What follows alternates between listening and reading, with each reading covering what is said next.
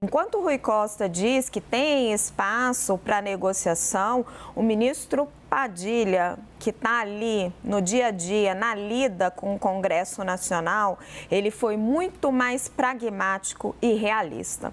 Na reunião entre os ministros, da qual participaram Marina Silva e a ministra Sônia Guajajara dos povos indígenas, Padilha abriu a reunião dizendo o seguinte: nós não vamos conseguir alterar o relatório do relator, o deputado Isnaldo Bulhões. Esta MP é o melhor que o governo vai conseguir. E ele elencou os riscos. Disse que se o governo insistir em voltar atrás no relatório, a MP pode caducar, que tem deputados dentro da Câmara articulando para isso.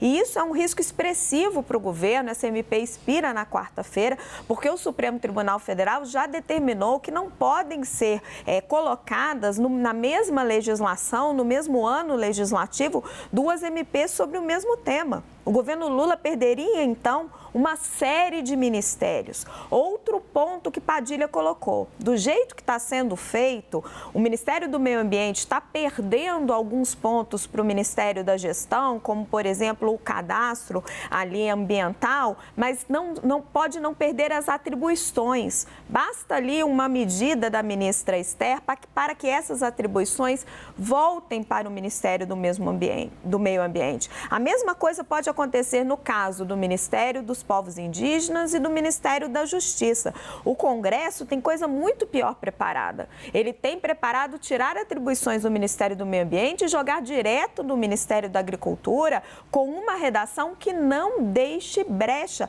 para que essas atribuições voltem para a Marina Silva. Foi esta a realidade que o ministro Padilha explicou. E parece que seu colega Rui Costa não gostou muito a mostrar ali pelas declarações públicas que ele deu.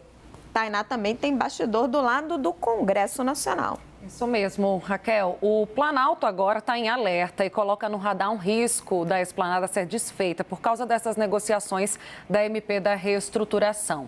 Esse alerta, ele surge num cenário inimaginável se a gente voltar na semana passada. O que esses ministros palacianos têm em mente? Primeiro, não ter voto suficiente para passar essa medida provisória com o relatório como está apresentado pelo relator deputado Isnaldo Bulhões, e isso levar à caducidade da MP. Ou, por exemplo, eles não conseguirem barrar um requerimento da oposição pedindo a retirada de pauta dessa matéria. Então, há uma preocupação iminente, houve um alerta, eu ouvi hoje, da cúpula da Câmara dos Deputados, dizendo às lideranças da Câmara e mandando recado ao Planalto. Existe um clima de insatisfação aqui dentro. Hoje, de um líder, eu ouvi: o clima é péssimo. E aí, o resultado pode ser esse. Há, segundo essas lideranças, a possibilidade desse clima de insatisfação respingar na votação dessa MP. O que aconteceria de um dia para o outro e que seria realmente péssimo para o governo deixaria de ter 37 para ter 23 ministérios, um desmonte generalizado. O governo tem mobilizado as reuniões com lideranças da base e fora dela, para tentar articular a quantidade de votos necessário para que essa MP, do jeito que está, como você trouxe, Raquel, ela passe na próxima terça-feira. Há um receio, como eu disse, de perder essa MP no voto a voto e de, em último caso, o que é considerado difícil, tá? Dentro ali nas conversas com a Câmara dos Deputados e mesmo com o Palácio do Planalto, ainda que esteja no radar, dessa MP perder a validade. Pode acontecer? Pode. E por isso que o Padilha está aí a todo vapor chamando as lideranças para dialogar. Vamos agora para a análise. Yuri, começo com você. O retrato que a gente tem a portas fechadas, quando você vai tentar entender o que aconteceu dentro da reunião, conversar com os líderes no Congresso Nacional, é muito diferente do que o governo coloca a portas abertas. Não tem como reestruturar essa MP, retomar. O Congresso Nacional está dando as cartas. O ministro Padilha está sendo pragmático e está sendo cobrado por Rui Costa de algo que é impossível entregar? Olha, Raquel, bom, antes de tudo, boa tarde para todo mundo aqui. Bem-vindo, meu caro. Vim direto de um para o outro, emendando aqui. Me parece claro que nessa discussão, a grande questão não é nem que base que o governo tem, porque o governo não tem base e muito provavelmente não vai ter uma base no sentido que a gente sempre usou esse termo na hora de fazer a cobertura política do dia a dia da relação governo e Congresso Nacional. Não naquelas bases de, olha, tem garantidos ali de saída 200, 300 votos. Vai ser nesta base do varejo ali, de cada proposta ser negociada. Porque o que a gente está tratando aqui tem alguma coisa de mérito, sim. Se, por exemplo, o cadastro ambiental, que é muito importante para o setor agropecuário, deve ou não ficar com o Ministério do Meio Ambiente ou passando para o Ministério da Esther Dweck, de Gestão e Inovação. Tem todas essas discussões de mérito, mas é essencialmente um Congresso com muito mais poder e com muito mais possibilidade de pressionar o governo nas suas pedidas. Eu acho que seria assim, contratar uma crise muito difícil que chegue nesse extremo de deixar caducar uma medida provisória que organiza um governo que acabou de começar eleito pelo voto direto das pessoas. Seria uma crise meio inimaginável nesse sentido. O governo voltar a ter um desenho de ministérios que não foi ele que propôs e com as responsabilidades distribuídas de uma forma completamente diferente do que ela foi concebida. Então, eu acho que seria muito improvável apostar na MP caducar. A grande questão é que as faturas que estão sendo cobradas do Congresso Nacional estão cada vez mais altas. A grande questão é até onde o governo está disposto a pagar essas faturas, aceitar essas faturas, ou o que tem de caminho alternativo para não precisar jogar desse jeito. Yuri, você me deu a deixa perfeita para jogar para o Joel. O Yuri estava falando das faturas, Joel. A nossa apuração é que as ministras Marina Silva e Sônia Guajajara, na reunião, entenderam o tamanho do nó, o tamanho do problema. Que apesar dos ministérios delas estarem sendo desidratados, não ia ter muita margem para jogar. E que elas entenderam, não estavam se sentindo ali abandonadas pelo governo depois de toda essa explicação. Agora, será que a fatura foi cara demais dessa vez?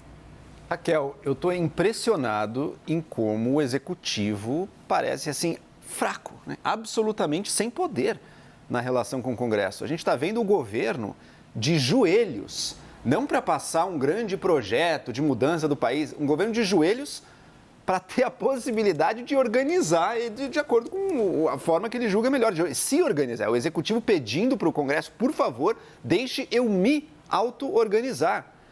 Imagina que loucura se a gente tivesse o governo Lula tendo que existir na estrutura de ministros do governo Bolsonaro. Eu também acho que isso não vai acontecer, tá, gente? Claro, vão acabar aprovando. Agora, mesmo para isso, o governo tem que implorar, tem que ceder, tem que pagar, né? E não consegue tudo. Essa questão dos ministérios aí do meio ambiente dos povos indígenas é isso, é o Congresso dizer, não, peraí, não queremos Marina Silva, é vista como, não sei se com razão ou não, mas vista como radical, acho que provavelmente injusta essa percepção, vamos dar para o Ministério da Agricultura certas atribuições. E qual a vantagem disso? Imagino eu, para muitos congressistas da bancada agro, por exemplo, é que o Ministério do Meio Ambiente, ele é feito, a missão dele é a proteção ambiental. O da agricultura, bem ou mal, ele, mesmo que caia no colo dele parte da proteção ambiental, ele está tendo que administrar aquilo com o progresso da agricultura brasileira. Então, necessariamente, enfraqueceria um pouco o cuidado e a proteção ambiental. O ministro Padilha garante, não, peraí, essa mudança de ministério, essa mudança de algumas entidades, Associação Nacional de Águas, né, o Cadastro Ambiental Rural, enfim, essas mudanças não precisam impactar nas atribuições. A gente pode mudar, vai ficar tudo como antes. Eu não teria tanta certeza. Eu entendo que ele tenha que dizer isso, ele não vai poder dizer não, é verdade. Então, agora, a agenda ambiental do governo está seriamente prejudicada. Ele jamais poderia dizer isso. Mas que vai ter algum impacto, vai. Por isso que os deputados querem isso, senão não estariam fazendo também. Não, se fosse irrelevante, não estariam fazendo, cobrando e dando essa derrota para o governo. Então, eu fico impressionado sobre como o executivo, eu não acho que é nenhuma questão do governo Lula só, acho que qualquer governo, me parece, está muito desempoderado no nosso país. Desde que o orçamento mudou, né? Deixou de ser um orçamento em que os deputados tinham que pedir emendas aos ministros e passou a ser impositivo, mudou o eixo de poder. Agora, Renata, essa relação Rui Costa e Alexandre Padilha, a gente sabe que ela está complicada já faz um tempo e Rui Costa faz ali quase que não chega a ser uma crítica, né? Mas um cumprimento ali complicado para quem sabe dos bastidores, do que está acontecendo de fato, né? Nós vamos recuperar esse MP, isso é uma tarefa aqui do nosso articulador político. Ele tem razão em fazer essa crítica ou ele está sendo quase que impiedoso diante da situação e do trabalho que o ministro Padilha vem fazendo? Boa noite, Raquel. Boa noite a todos. Os dois ministros, eles têm, nos últimos tempos, recebido bastante críticas aqui em Brasília, cada um por uma razão. A articulação política do governo Lula, de fato, vem recebendo diversos reparos. Um dos aspectos que o Joel colocava vem sendo elencado, sim. O fato de que não há confiança numa base que possa segurar temas para o governo, o fato de, num tema como esse, que parece mais corriqueiro, o governo está passando sufoco.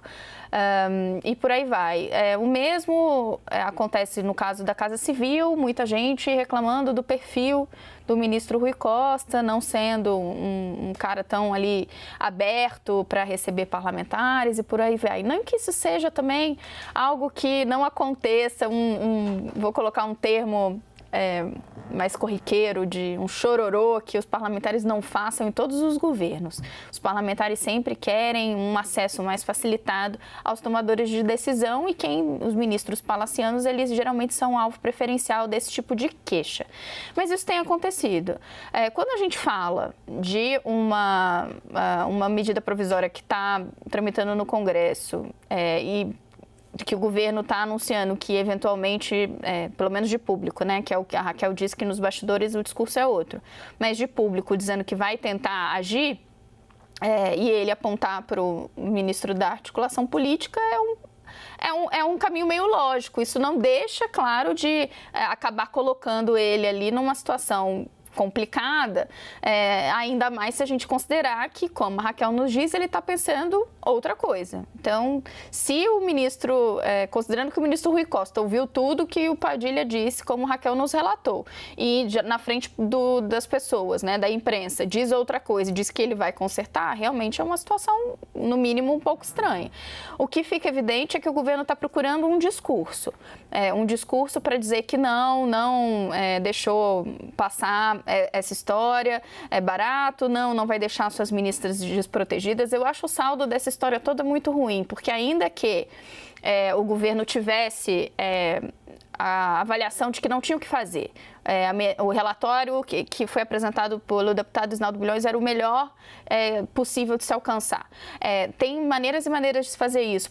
As ministras poderiam ter sido chamadas, essa explicação poderia ter dada anteriormente. Não restou às ministras outra atitude se não protestar. A comunicação foi feita, me parece, né, de uma forma errática, tanto para fora quanto para dentro do governo. E agora fica uma coisa esquisita, porque o governo está dizendo que não, vai tentar outras medidas. O próprio presidente Lula falou ontem que o jogo estava começando. Mas se na prática eles não forem atuar, eles vão de novo comprar uma derrota que, no fundo, eles não queriam.